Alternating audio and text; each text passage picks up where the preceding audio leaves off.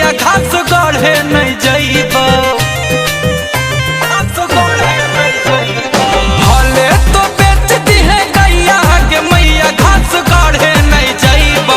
पूजवा के लगल नौकरिया के मैया हमहू पढ़े ले जइबो।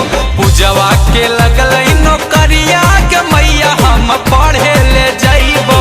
बेटा जैसन छूट देमी तो हमहू कुछ करके देखइबो। जुतिया के लगल नौकरिया के मैया हमहू पढ़े ले जइबो।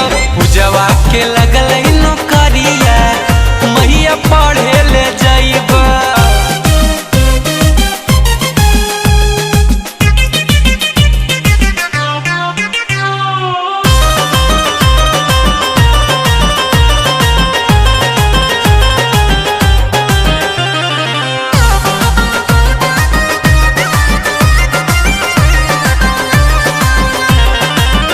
सरकारिये में लिखवाई दे हमारे नाम के मैया।